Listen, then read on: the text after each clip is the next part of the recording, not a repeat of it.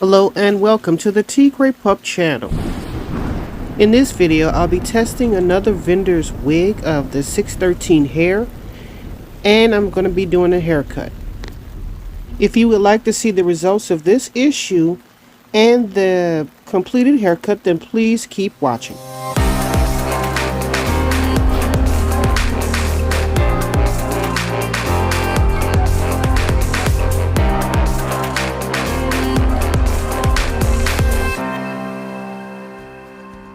Okay, so I was in the market for finding a 613 hair to market in my company that I'm starting or formulating. Well, I tried this particular company and they sent me a wig no matter how many times I put it on the canvas wig blocks head. It was a puffy situation right here going on, and I was like, oh my goodness, okay, so I'm gonna need my money back or something. I was afraid to get a return or exchange because I was expecting them to do the same thing because of my previous experience with vendors, but yeah.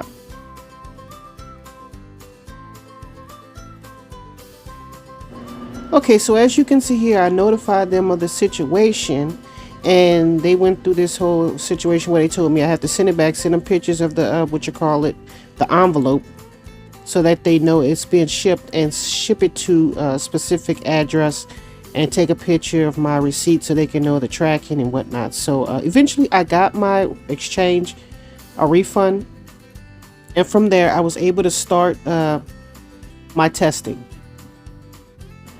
Okay, so I'm noticing that a lot of women are doing this bob haircut thing going on. It's one lip bob and stuff like that. So I wanted to get in on the trend, and I decided to use my 613 wig that I got back as far as return.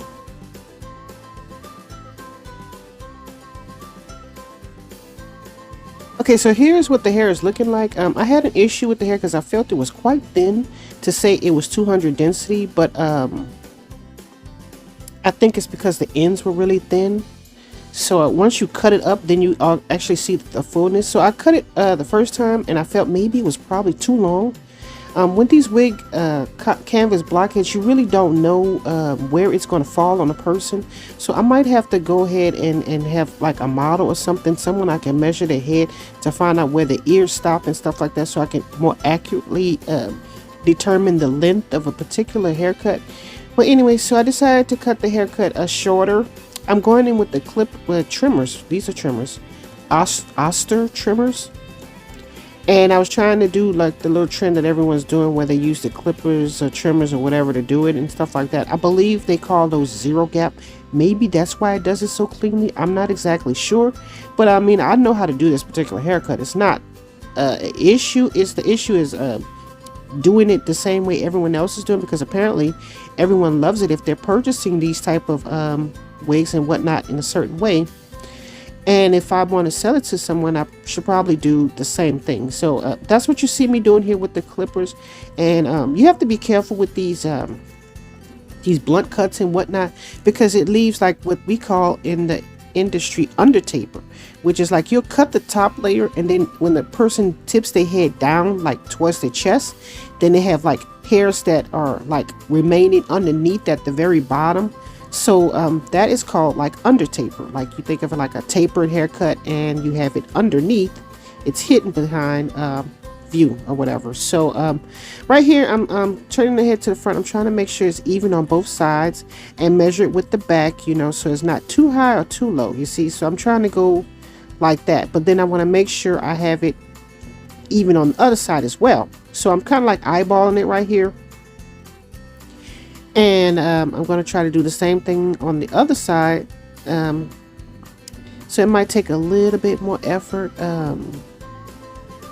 Yeah, so that's what you see me doing here. I'm trying really hard to make it nice and even on both sides, and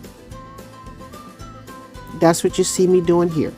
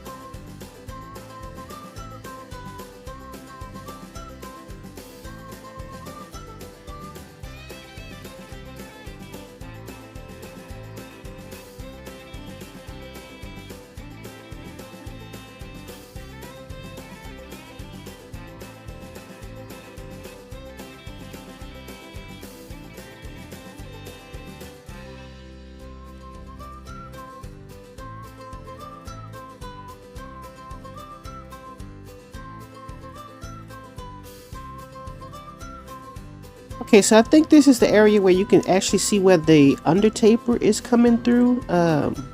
When I have to tilt the head off to the side and like push the hair down in order to expose it.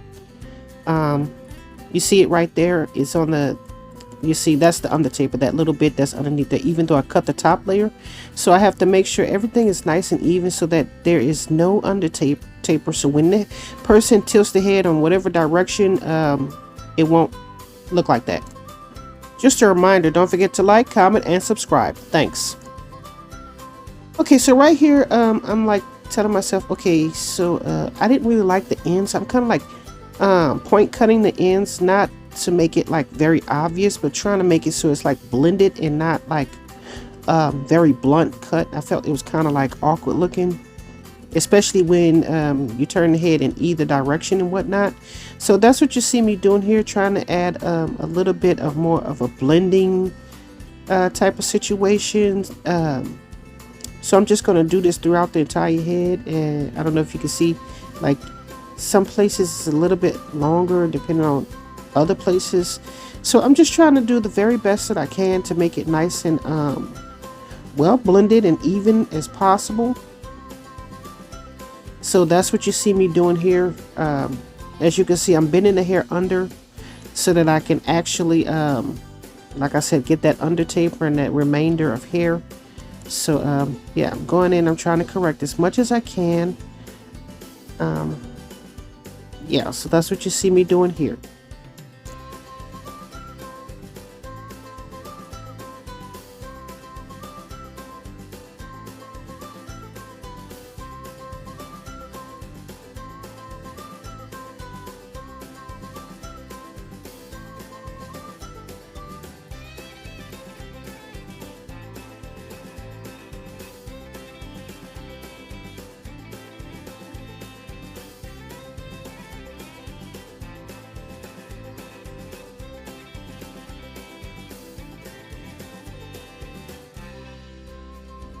So I don't know if you can see, but like I feel like I'm doing the process over and over and over again with these clippers. I don't understand how anybody can make it nice and totally even with these things. So eventually I'm just gonna have to go in with my my shears because it's just not coming out quite as well as I would have liked it to be. Or maybe it's just my trimmers, my personal trimmers that are not as blunt cut as you know, a lot of people in their videos and whatnot when they're doing it, because I feel like I'm just kind of like inching up and up, and I could have been done with this particular haircut. You know, it's not really complicated, but then again it is kind of complicated because you need to be level and even and stuff like that. So that's what you see me doing here.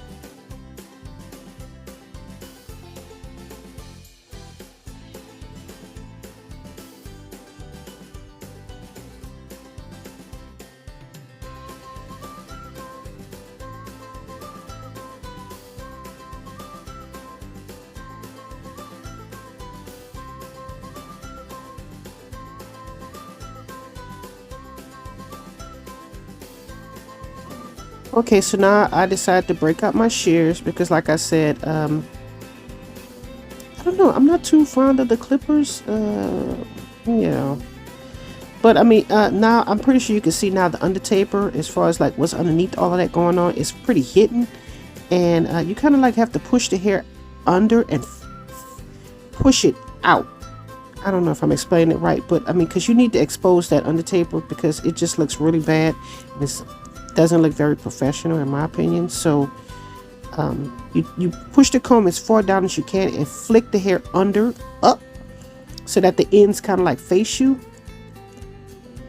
to try to get that under taper. Because like I said, I didn't too much care for using the clippers, but apparently that's the thing now. You see that go to under taper right there, and I'm point cutting it to make sure it's nice and softly blended, because it makes it look worser when you don't, in my opinion. But I mean, I see a lot of people doing it online, and I don't even think they're hairstylists or have a hairstylist background. So I'm just trying to give people what they would like, you know. I think a blunt cut is pretty good, you know. I just wasn't sure how long or how short I should cut it. So yeah, that's what you see me doing here.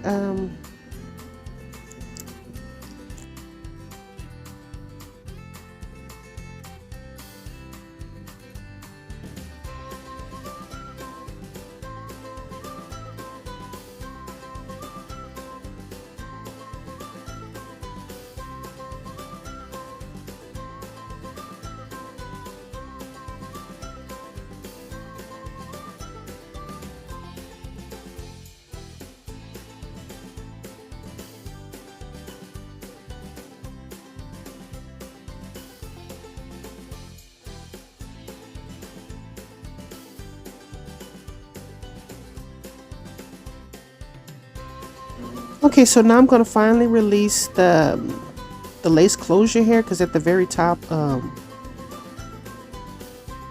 you want to make, I mean, that's the last thing I want to cut, because I want to make sure it has something to blend it with the portion I already cut. It just makes it easier in my opinion, because the top is not like in a weft. It's like, you know, ventilated in.